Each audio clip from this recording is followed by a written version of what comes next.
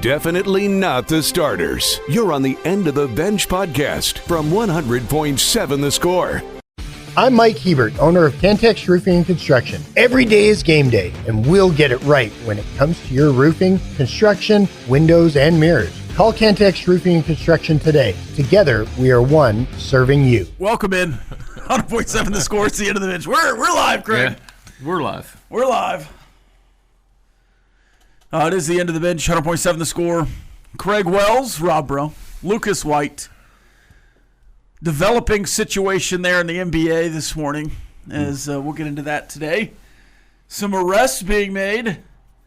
Not normal arrests, FBI arrests, raids, knocking down doors. And apparently it's not all sports wagering. They just happen to be on the same day. Some of it's sports wagering, some of it's other things. But it is a stain and a black eye on the NBA this morning, because anytime that you hear gambling, you're just going to assume they were throwing games and Pete Rose in it. So we'll discuss that today. We also had some actual basketball being played last night as Cooper Flagg took the torch from Dirk Nowitzki with nobody else in between. Or at least that's what Gatorade was trying to tell you the other day. And he performed okay in the fourth quarter. And according to him, it was not very good. No, it wasn't. It really was. I don't think he scored. He might have had 2 points in the first half. Yeah. Not a great debut. But VJ Edgecombe, he lights it up. He scored 34. I think I saw that was the most in an NBA debut since Wilt Chamberlain. I think that's right. That's pretty good. Yeah, that's a good start. We'll see if he that GM, replicates some of that. GM is sitting up there going, I made a good choice. We knew what we were doing. So we'll discuss all that. We also have football to talk about. I'm just realizing I didn't go check on the final score of that New Mexico State Aggies game. But 3-0 so far without that game. I didn't go back and check that score. We'll check it soon, but we might be turning the tide here, Craig. Yep. I've been so bad making picks this year.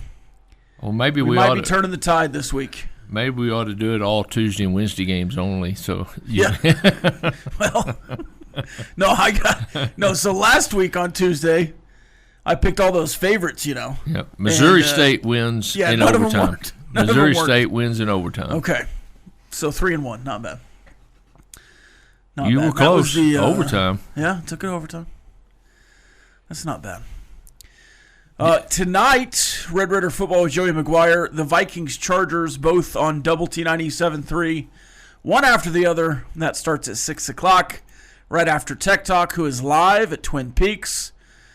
On The Score tonight, instead of tomorrow night and an hour earlier, starting at 5:30 broadcast, Lubbock Cooper will be in Wichita Falls playing Memorial, trying to avoid some inclement weather tomorrow. And also Coronado in Lubbock versus Amarillo High. I think that game is actually in Amarillo. Yeah. At Dick Bivens. That broadcast starts at 6:45 and will be a tough one for Coronado. Amarillo High is pretty good. Somebody told me they've improved Dick Bivens, the press box area especially. Well, it's always been pretty nice up there. Yeah. It's so of the press boxes in the district, I'd go Lowry number 1. And then 1B would be Shotwell now. Okay. It's really nice. Yeah, okay. I went there for the first time. So Lubbock High didn't play Abilene High for like 50 years or more. But maybe like 70 years. And they played last year in Lubbock and now this year in Abilene. So I hadn't been to Shotwell. We played Wiley, but they have a different stadium. Right. So I've been to Wiley a couple of times for different Lubbock broadcasts, ISD broadcasts over the years, but I'd never been called a game at Shotwell. It's really nice. And then I put Dick Bivens right there. Maybe 1C or just 2. Really? Uh-huh. Yeah, it's really nice. Somebody told me they had upgraded it a little bit, and the press box area especially, and I haven't been up there or seen it since. That may have been 2 or 3 years ago. I will say, if you go there, even in September, bring a light jacket. Really? Because they crank that AC in the press box. My nose was running in the second half against Tascosa. Yeah. I was like, it is chilly in here, man.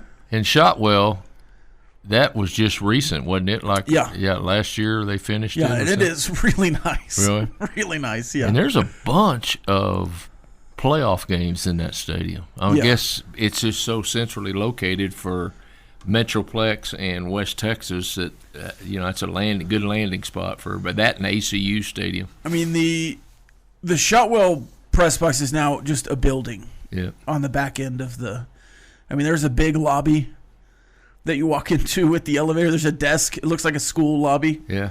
There's a desk in there, and then you go up the elevator and you get on the backside. The hospitality area is right out there, the bathrooms, and then there's, it's big time. Okay, let's get down to the real nitty gritty right now. Who has the best food?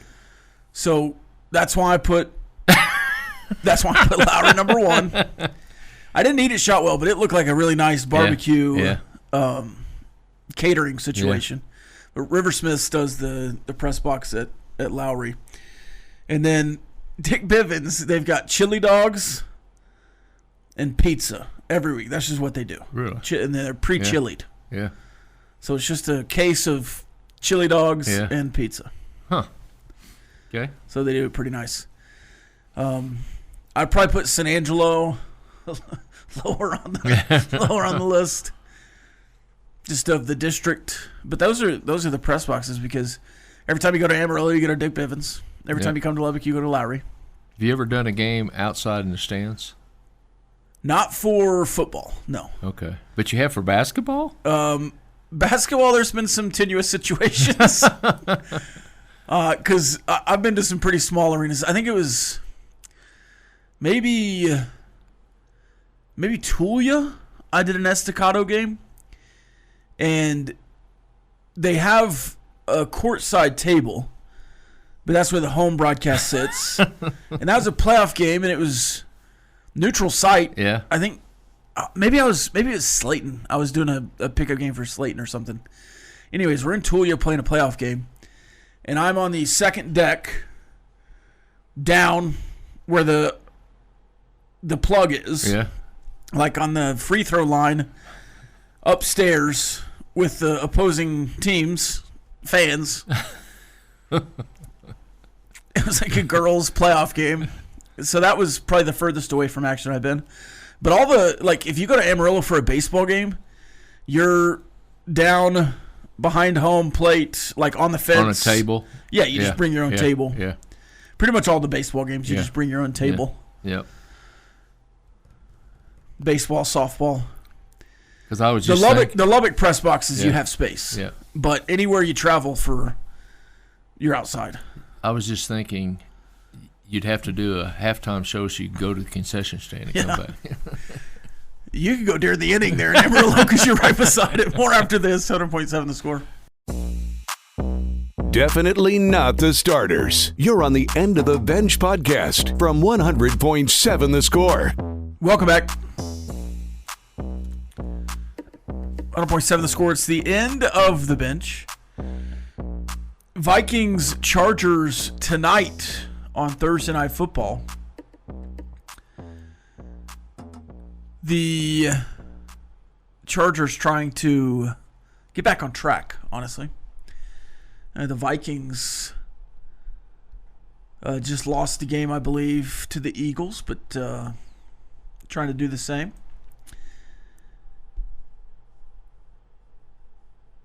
The Chargers, to me, have been one of the, I think, underperformers so far in the NFL season. And it's been some injuries. It's been some other stuff. But beating the Chiefs in week 1, you're like, all right, they're going to do it. They've turned the corner.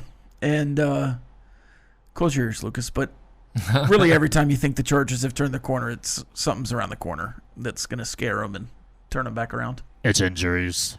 It is a lot of injuries this year, certainly. But a lot of NFL teams have dealt with injuries early. And look, they're 4-3. The season's not over, certainly. They can absolutely make the playoffs. But it does feel like in the pecking order of the AFC West in the last couple of weeks, it's gone from, the Chargers are going to be the ones to unseat the Chiefs to, actually the Chiefs look pretty good again. The offense is humming. But the Broncos really, if you're power ranking the AFC West right now, is it not?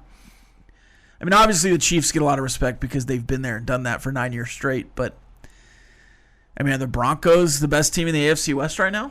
Or is it just the Chiefs on default? I don't think it's default, but I think the Chiefs are. Okay.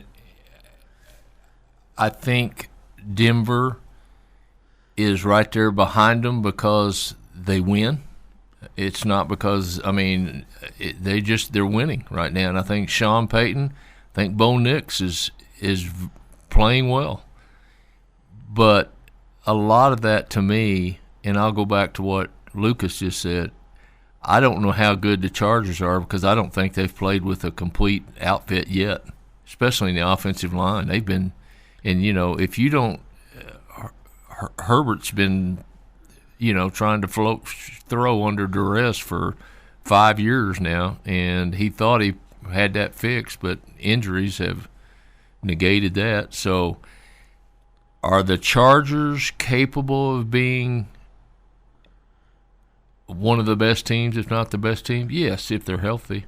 But yes. But I don't know if they are in the West. In the West. Okay. Yeah. Yeah. I don't know that they are. I think we maybe personally. I think I just held them in too high of esteem in the first couple of weeks after talking about them positively all offseason. I don't know. Has Harbaugh lost his fastball? Because it just feels like you should be able to withstand some injuries a little better. But look, they've had some key injuries, and they're not getting any healthier, really. All right, let's check the calendar here, Lucas. I know that was depressing for you.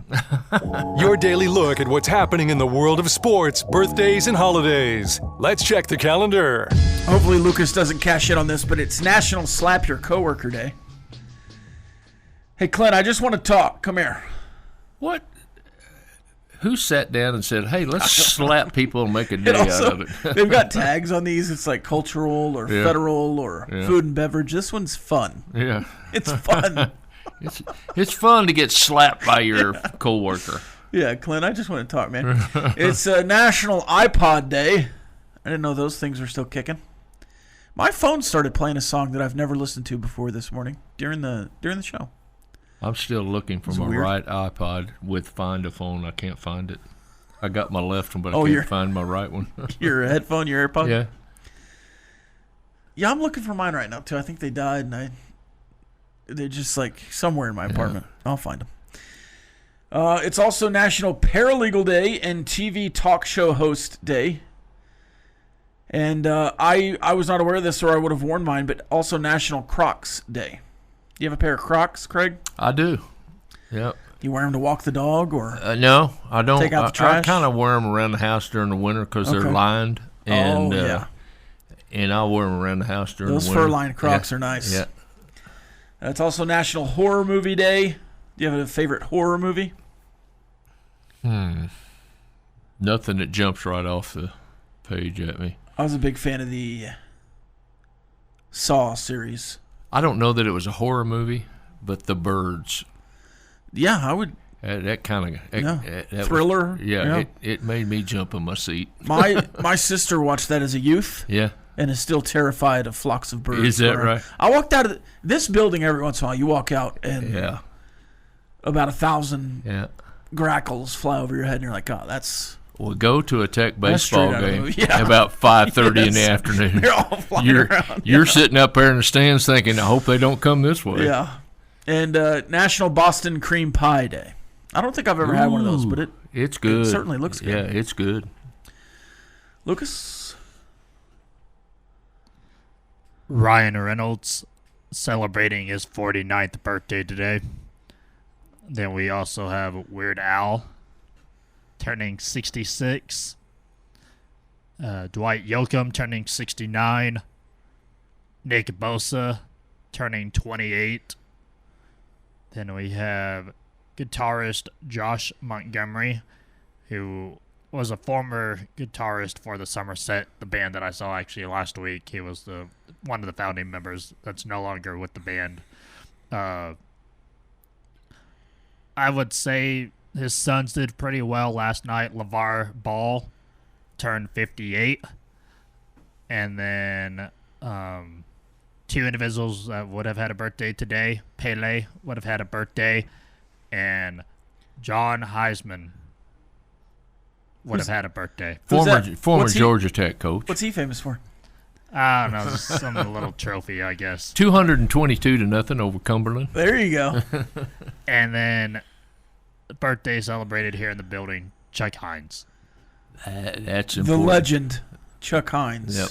The myth, the legend. Yep. And it's only, 30-something? Isn't that what he yelled in here a while ago? I'm 38 or something like that. Yeah. I think I saw him going up and down. 38th straight year, I think. Yeah, I saw him going up and down the hallway going 38, 38. Yeah. Yep. It's also Carmelo's birthday, if you know who that is. You familiar with Carmelo? Anthony? No, but that's probably his daughter's name. All right, any sports history for us? All right, let's start since we're on the brink of starting the World Series. In 1993, Baseball World Series, defending champion Toronto Blue Jays beat the Philadelphia Phillies 8-6 at the Sky Dome in Toronto to clinch the series 4-2. Blue Jays infielder Paul Molitor was the MVP, so that's the last time they were there, 1993. And they're in it now, going against the Los Angeles Dodgers. In 1996, the Yankees set a record for recovering from 0-6 in Baseball World Series game to beat the Braves 8-6 in Game 4 at Atlanta and record their 7th straight postseason road win. 2000. I'm going to give you the title of it, and you tell me if you can remember it. Okay. The Monday Night Miracle. In 2000. In year 2000. The Monday Night Miracle. Is this a 100-yard run? No. What is it? Down 30-7 at the end of the third quarter, the New York Jets pulled together an improbable comeback with 4 touchdowns and a field goal in the fourth quarter, beating the Miami Dolphins 40-37 in overtime. I've watched those highlights. Have you? Yeah, it's like the cut from, I guess, SportsCenter that night or the next day. That's pretty impressive. Yep. Who was the quarterback there, 2000 for the Jets? I don't know. It's not Kerry Collins, but it's something like Kerry Collins. Chad Pennington. No, that's too early, I think. Well, I don't know. I always think Harrington when I hear Pennington. In 1941, on this day, Dumbo was released by Disney.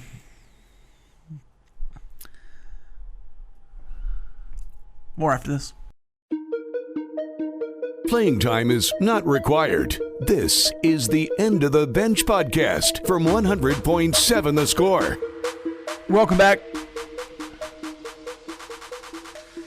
100.7 The Score. It's the End of the Bench. It's hour number 2, 10:02, 10:23. It would have been better if I said 10:03, 10:23. And now it is 10:03. On the dot. Pretty close. Well, that clock's fast, so I never know exactly what time it is in here, but I could probably do the math. You're probably pretty close. You're pretty close. Within a minute. Within a minute. The trivia for today, drafted out of the SEC, 10th overall in 2015. This running back had over 8,000 yards from scrimmage and 79 touchdowns in only a 6-year career. So we'll see if anybody on the chat line knows that one as we move forward in the show. Drafted out of Tennessee. You think so in 2015? 10th overall? No, is that what you said? Oh, in the SEC. Oh, SEC. That is, I mean, they are in the SEC. Yeah, but I thought you said Tennessee. Yes, 6-year career, 8,000 yards, 79 touchdowns. 10th overall in 2015. Don't look it up. Just try to guess it. Let's see. Speaking of the SEC, Yep. Ole Miss coach Lane Kiffin in the last couple of days had some comments. Surprise. Well, probably every week has some comments that we could talk about. They asked him, I don't even know if they asked him. He just responded to probably someone that didn't ask the question. How would you select the college football playoff was the premise, basically. He said, let's just base it on betting lines. They're the smartest anyways. Yep. Let's just do all the playoff selection on betting lines. Now, feasibly, how do you do that? Do you just start... So you put the conference champions in, and I guess you'd seed them based on who would be the biggest neutral site favorite for a national championship, I guess. And they can come up with that number. If one has the edge, you put a number one. And then I guess for the final 7 spots, you just take the top 25, and all the at-larges are just who would be a favorite neutral site according to Vegas. Yep. I don't hate it as a tiebreaker, maybe. And I certainly think that something should be done to maybe even out a little bit. But it's just the wrong messenger. Yep. Because Lane Kiffin, every time he ever says anything, it's just like, well, we as the 5th place, this is what I hear. Every time Lane Kiffin or Dirkwitz or Drinkowitz, whatever his name is, Dorkowitz, Burt Bielema, any of these guys start talking, all I hear is, well, as the 4th place team in the Big Ten, I think we deserve it over everyone else. Or, as the 6th place team in the SEC, we certainly deserve it more than anyone else outside of the SEC. Yeah. That's all I hear ever when I hear Lane Kiffin or Caleb DeBoer doesn't talk much, but him last year, everyone else was talking for him. So anytime I hear any of this, it's like, well, just win your games. Just win 10 games in the SEC, and you'll be in the playoff. Yep. Well, our schedule is so much. We have so many ranked games. You play more ranked teams because more SEC teams are ranked because everyone thinks that the SEC is the best. Well, analytically, no. The AP is not analytics. It's just a bunch of people on the Eastern Seaboard voting for Eastern SEC teams. I agree. Totally. You're telling me that an AP voter anywhere in the country isn't just going to toss up, well, is it Missouri or is it BYU? Well, Missouri's in the SEC. I'll just vote them higher. You're telling me that's not how the AP vote works? But we're supposed to put so much stock in ranked on ranked games. And look, I use the AP poll as a tool as well. But for it to be the end-all, be-all that everyone hangs their hat on in the SEC, well, the SEC plays the most ranked games. They must be the best. They have spent billions of dollars in the last 20 years promoting their brand to be the best. And they have won the national championships, yada, yada, yada. By the way, it's just like 3 of the teams that have been good in the last 15 years. LSU in spots, Alabama, Georgia. But it's the whole conference that's been incredible. Now, Vanderbilt kicking up in the last 2 years, that's awesome. Yeah. That is awesome. I love that for Vanderbilt. But you're telling me they're a powerhouse because they're in the SEC? No, it's because Clark Lee and that program have improved themselves, and they've recruited at a higher level in the last 2 years. I don't know. It seems to me that everyone just gets we've played ranked games all year. Nobody else has played anybody. It's like, well, would Cincinnati have been ranked sooner with their record if they had an SEC patch on their chest? Would BYU, as an undefeated team playing close games against whoever they're playing, be ranked higher than top 15 if they had an SEC patch on their chest? You're telling me 6-0 Texas Tech playing that Arizona State school, who would have been ranked if they had an SEC patch, or that would have been a ranked matchup, and it would have been 3 or 2 versus, I don't know, probably top 15. Yep. So, question to you, how many of the AP voters do you think actually put eyes on Tech and Arizona State? How many of the AP voters put eyes on the SEC, Craig? I don't know. Yeah. I mean, and then there were numbers out yesterday. Did you see these? The ABC numbers. I think it was Stuart Mandel. Yes. People are so close to understanding the TV numbers.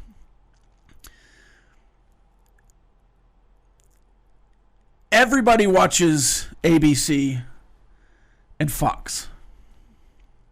They have more potential for a big audience. Their audience is potentially bigger than anybody. They're on every TV ever. That's right. And over there, on free over-the-air TV. It's just turn on your TV. If you have a TV from 1972, you can still watch those two broadcasts. Those are going to get more views. Yep. And if it's Nielsen and you're getting a poll, right? Well, what game did you watch? I don't know. I probably had it on ABC. Yeah. Yep. No doubt. The SEC had 32 of the top 40 broadcasts. They're all on ABC. Yeah. Of course they're watched the most. Yep. More after this. Playing time is not required. This is the End of the Bench podcast from 100.7 The Score. Welcome back. 100.7 The Score. It's the End of the Bench.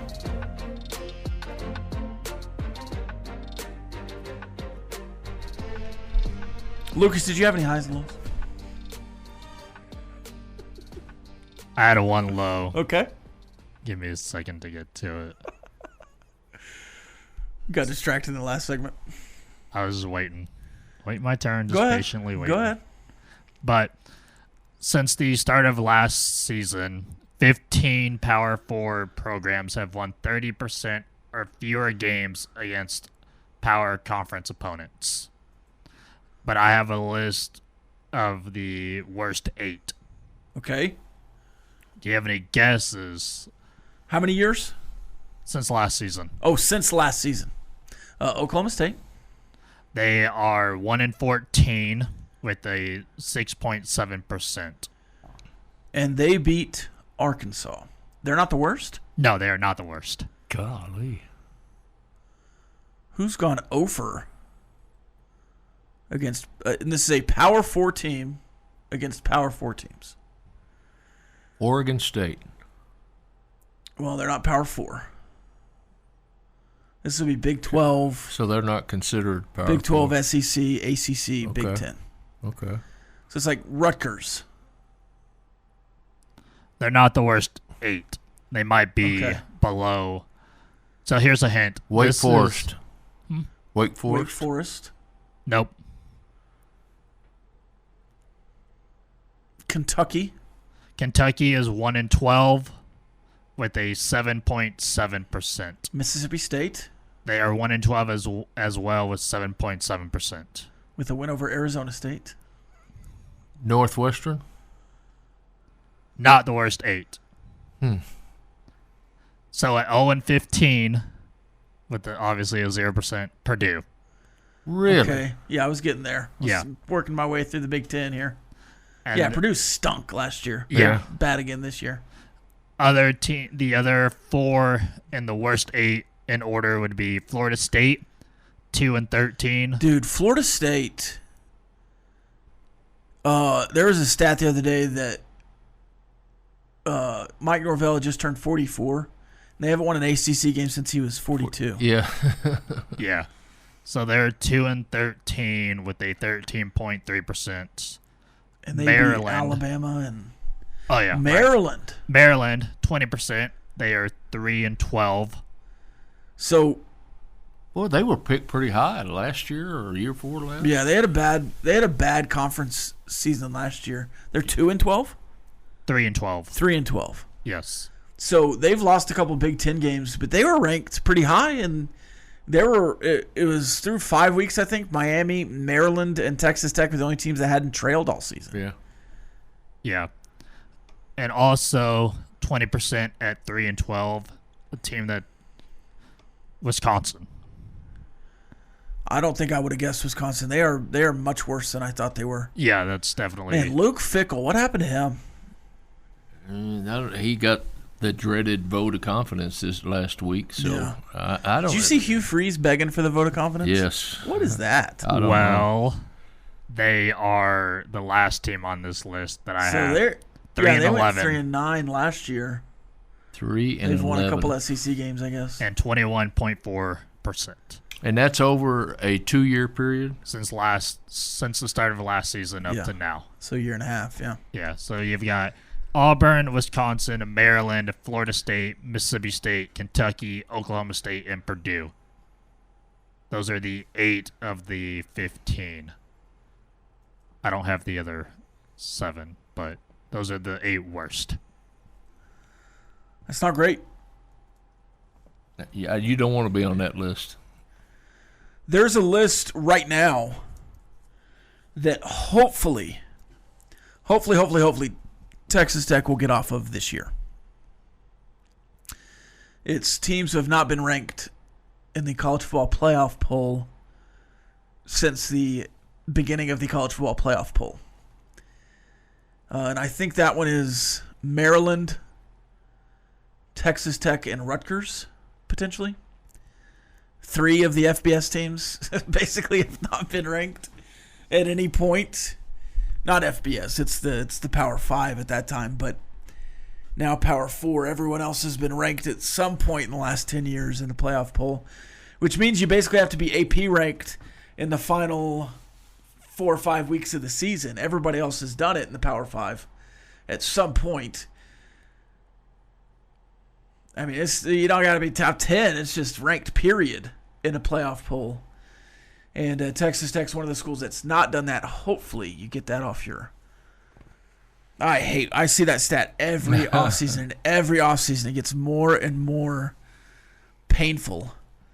That was one of the predictions last year, was that you'll finally get off that. And I thought you were close at the end. Of course, if you beat Colorado, you do it.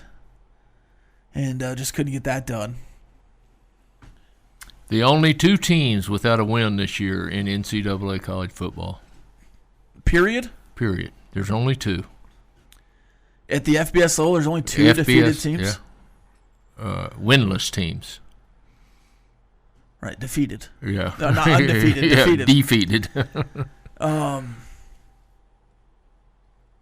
They both have 0-7 records and this year. They're FBS? Yes. Well, it's Sam Houston. That is one of them.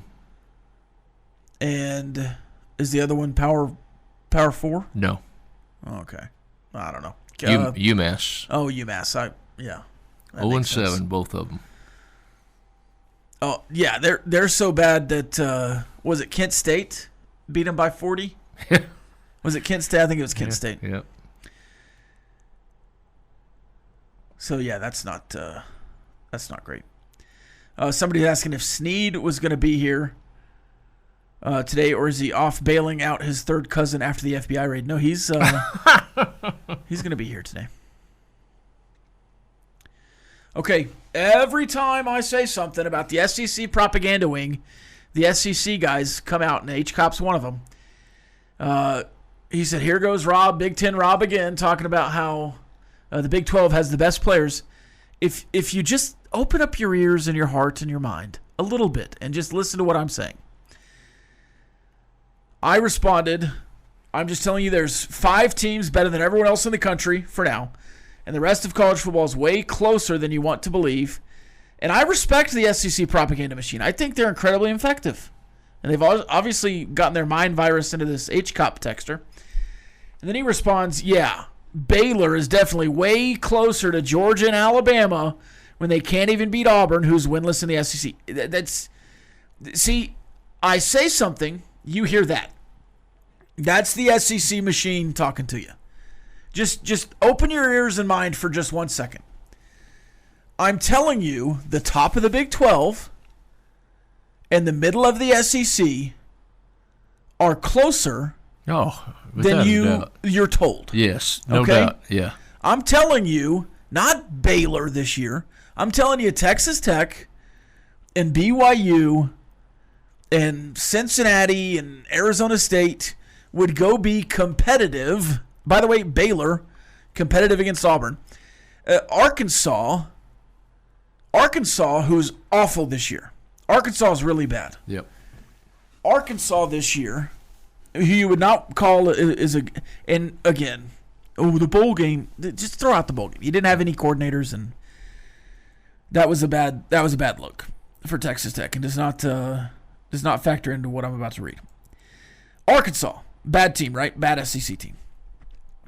Arkansas versus number 17 Ole Miss, 6-point defeat. Arkansas versus Notre Dame, 56-13.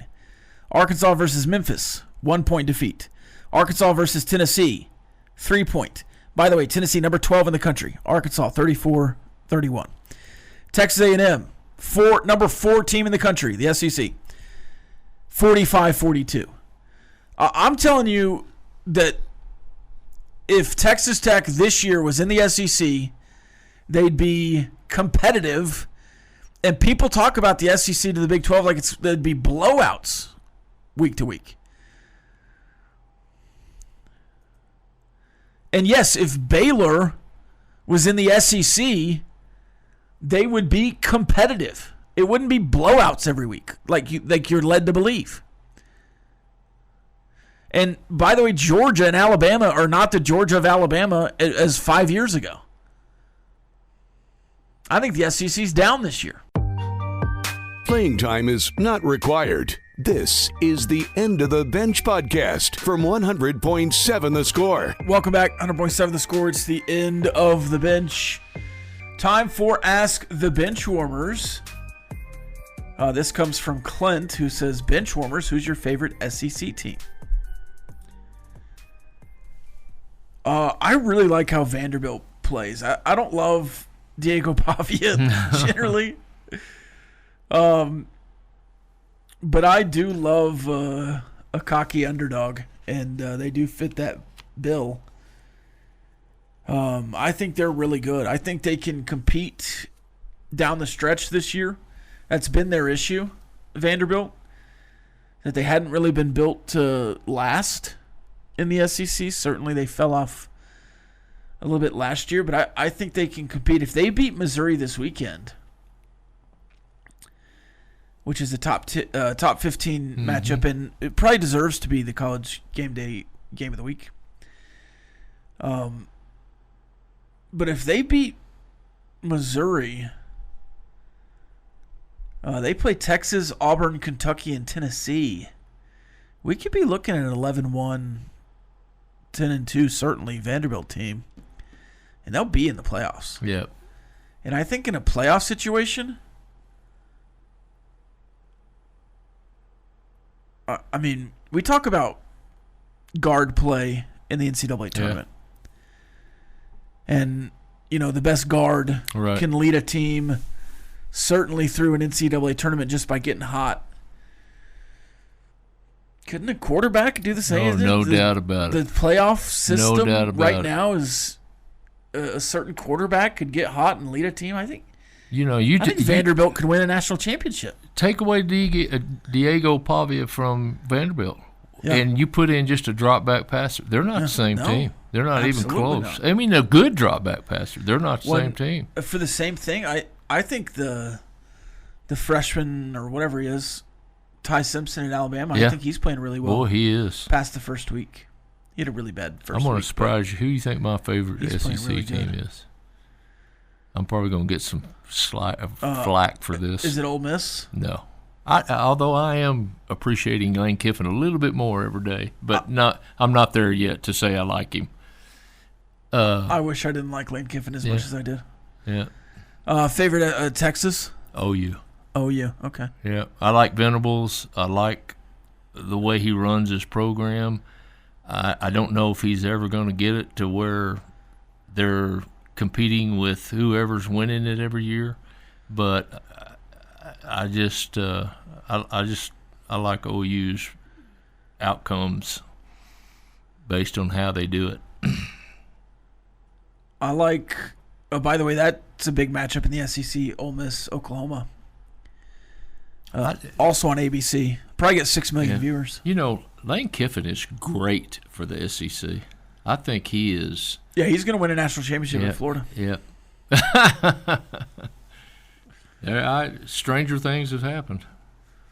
Yeah. By the way, Oklahoma, they're not going to finish well. No. This from this week on is tough for them. Ole Miss, Tennessee, at Alabama, and then Missouri and LSU the final 2 weeks. That doesn't seem like a recipe for success. No. With a quarterback who may or may not still have an injured hand. And if I'm not mistaken, they go over in those last games. They don't make a bowl game. Isn't that right? No, Are they 6? Yeah, they're 6-1 already. Oh, okay. I thought they were 5-1. But I mean, 6-6 would be an awful finish after. If they finish 6-6, Brent Venables will get fired. Yeah. Surely, I think if they finish, especially I don't know. Especially if all 6 losses are SEC games. What if they're 8-4? What if they're 2-3 in the final 5? Like, I don't think he's necessarily on the hot seat.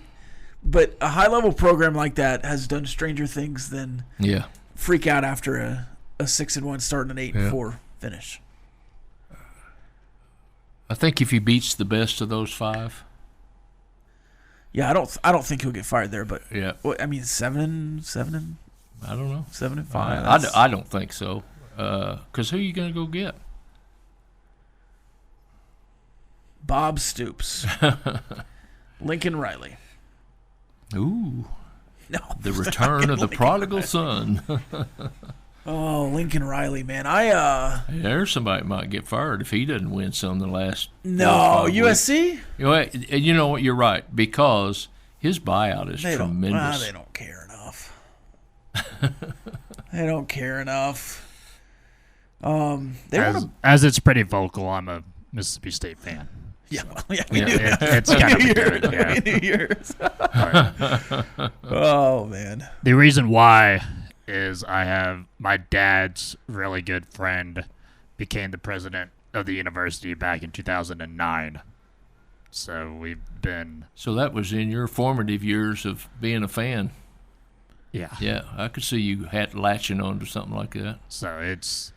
There is a real reason behind me being a State fan. So, you don't have to have a reason, Lucas. Just say it, man. Just say it with your chest, and who cares what people think? I grew up a Notre Dame fan. I'm not gonna have to explain myself. Right. You're not? No, I don't. I mean, I sit here and explain myself for 3 hours a day, but I don't feel the need to because other people are complaining about it. But except for SEC guy. He complains, I respond. You don't think that that's strange, though? A guy in Lubbock, Texas is a Notre Dame fan? Of course, they're the worldwide team, so. Sure. My old producer, similar to Lucas, was a Lakers and Yankees fan, and I didn't complain. Yeah. Hey, like who you like. I don't care. I'm sure there's some kind of reason. For the reason you want to like them. Yeah. Like them. My granddad was Catholic. We watched Notre Dame games. But I don't care if you care that I'm a Notre Dame fan or not. Yeah. USC finishes Nebraska, Northwestern, Iowa, Oregon, UCLA. I will say at 5-2. He'll win 3. If they don't win 10 games, he might get fired. Because Yeah, he ought. Okay, 9 games because they'll probably lose to Oregon, but they should win the rest of those. Though Nebraska could absolutely beat him this weekend. They're also 5-2. I mean, the USC could still theoretically play for a Big Ten championship. I don't think they can get quite there, though. Wouldn't Oregon be the one side of it and the side that USC? Oregon, Ohio State right now. Yeah. Oh, there's no sides. Okay, yeah, right. Yeah, there's no it's league. It's 1-2. Yeah. It's just the top 2 now. Like the SEC and the Big 12. Mm-hmm. Let's see. I don't know. There have been years that I would say Ole Miss was my favorite SEC team. And again, I don't dislike the SEC. Yeah. I know it feels like that sometimes. I just want people to know that the Big 12 is not dog water compared to everyone else. The Big 12 needs to win more at the top. 100%. 100%. They need to win a national championship to be truly competitive. But I think there's a legitimate gap between the ACC and the SEC. Like a real big gap. I think there's a moderate gap between the SEC and the Big 12. Sure, there's a gap, but I think the Big 12 is way better than people give them credit for, and the SEC is probably not as good as everyone gives them credit for, top to bottom. Big 12 basketball coaches do a great job of sticking up and telling everybody how good the other teams in the conference are. Yeah. If football needs to improve on that, yeah, we need to tell SEC people. Coaches do it all the time. Boy, they do. We need to sell ourselves football-wise on how good we really are. And coming from other football coaches in the Big 12, I think that would be a shot in the arm for us. And we just need to tell people, man, we start a Big 12 chant. I don't care, but you just need to tell people how good you are. I think also Big 12 fans will just – if an SEC fan is in a Twitter argument or an argument out in the streets and a Big 12 fan and an ACC fan are beating up on a SEC guy, the SEC people will defend them. Right. If you're out in the wild and Big 12 guys getting beat up by an SEC guy and a Big 10 guy, the Big 12 guy might join in on the stomping. Like we don't. Like we're good, but I don't care if people think you're good. And or not. fandom needs to step up for the conference. See, that's where I certainly do my part on this radio station, but I hope Kansas loses every game. More after this, but it's the bottom line with Chris Snead. Happy birthday, Chuck Hines. This has been the End of the Bench podcast from 100.7 The Score. Go to 107thescore.com for more from the Double T Sports Network.